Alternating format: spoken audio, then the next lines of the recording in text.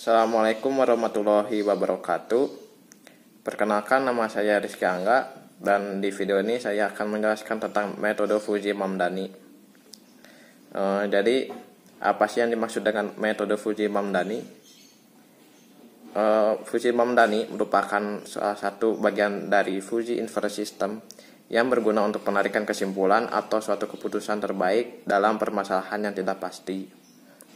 Metode Mamdani sering juga dikenal dengan nama metode min-max yang diperkenalkan oleh Ibrahim Mamdani pada tahun 1975.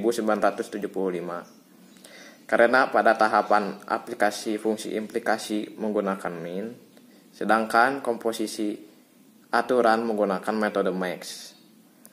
Alasan penggunaan metode Fujimamdani yaitu karena metode dalam penarikan kesimpulan yang paling mudah dimengerti oleh manusia. Assalamualaikum warahmatullahi wabarakatuh. Perkenalkan, nama saya Herpiansa. Saya akan melanjutkan presentasi dari Rizky Angga. Saya akan menjelaskan kelebihan dan kekurangan metode Fujimamdani. Kelebihan pada metode Fujimamdani lebih spesifik. Artinya, dalam prosesnya metode Fujimamdani lebih memperhatikan kondisi yang akan terjadi untuk setiap daerah Fujinya, sehingga menghasilkan keputusan yang lebih akurat. Dan selain itu juga metode ini lebih cocok apabila input diterima dari manusia, sehingga lebih diterima oleh banyak pihak. Adapun kelemahan dari metode Fujimamdani adalah metode ini hanya dapat digunakan untuk data dalam berbentuk kuantitatif saja, tidak dapat digunakan untuk data yang berbentuk kualitatif. Assalamualaikum warahmatullahi wabarakatuh. Assalamualaikum warahmatullahi wabarakatuh. Nama saya Yoga Satrianda. Di sini saya akan menjelaskan mengenai prosedur metode Fujimamdani. Poin pertama adalah pembentukan himpunan.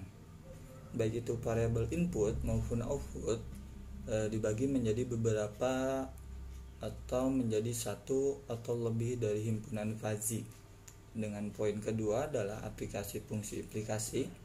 Fungsi implikasi merupakan struktur logika yang terdiri atas kumpulan premis dan satu konklusi atau pendapat. Fungsi implikasi berguna untuk mengetahui hubungan antara premis dan konklusinya. Pada metode Mamdani, fungsi implikasi digunakan adalah min, yaitu minimum. Nah, poin ketiga adalah komposisi aturan. Pada tahap ini, suatu prosedur dengan tujuan untuk menentukan inferensi dari kumpulan dan korelasi antar aturan menggunakan metode max atau maksimum. Nah, ada 3 metode yang digunakan dalam melakukan inferensi sistem fuzzy, yaitu maksimum, adaptif, dan probabilistik dari OR. Nah, poin A-nya adalah metode maksimum. Pada metode ini, solusi himpunan fuzzy diperoleh dengan cara mengambil nilai maksimum aturan, kemudian menggunakannya untuk memodifikasi daerah fuzzy dan mengaplikasikannya ke output dengan menggunakan operator OR union. Jika semua proposisi telah dievaluasi, maka output akan berisi suatu himpunan fuzzy yang mereplikasikan kontribusi pada setiap proposisi. Secara umum dapat ditulis sebagai micro SF XI maksimum dengan micro SF XI, micro SF KF XI. Nah, keterangan pertamanya adalah micro SF XI nilai anggota solusi fuzzy sampai aturan ke-1.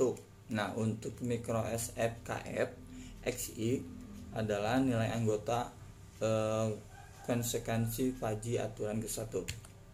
Nah, poin B-nya adalah metode adaptive sum. Pada metode ini, pengguna himpunan fuzzy diperoleh dengan cara melakukan bounded sum terhadap semua output daerah fuzzy. Secara umum dapat ditulis micro SF XI maksimum dalam kurung 1 mikro SFXI ditambah mikro SFKF XI kurung tutup. Nah, keterangan pertamanya adalah mikro SFXI merupakan nilai anggota solusi Paji sampai aturan ke-1. Nah, untuk mikro SFKF XI merupakan nilai anggota konsekuensi Paji aturan ke-1. Selanjutnya akan dijelaskan oleh Fazril. Warahmatullahi wabarakatuh. Perkenalkan, nama saya Muhammad Fazril Destiandi. Di sini saya akan menjelaskan kembali tentang prosedur metode Puji yang dimana sudah dijelaskan oleh Yoga. Lalu saya akan di sini melanjutkan penjelasannya. Nah, untuk penjelasan selanjutnya itu ada metode probabilistik OR. Pada metode ini, solusi himpunan Fuji diperoleh dengan cara melakukan produk terhadap semua output daerah Fuji. Nah, secara umum dituliskan mikro SF XI yaitu max mikro SF XI ditambah mikro KF XI dikurang mikro SF XI dikali mikro KF XI. Lalu keterangannya itu mikro SF XI itu nilai atau sama dengan nilai keanggotaan solusi Puji sampai aturan ke pertama. Lalu ada mikro KFXI nilai keanggotaan konsekuensi Puji aturan ke-1. Lalu di sini ada penegasan defusifikasi.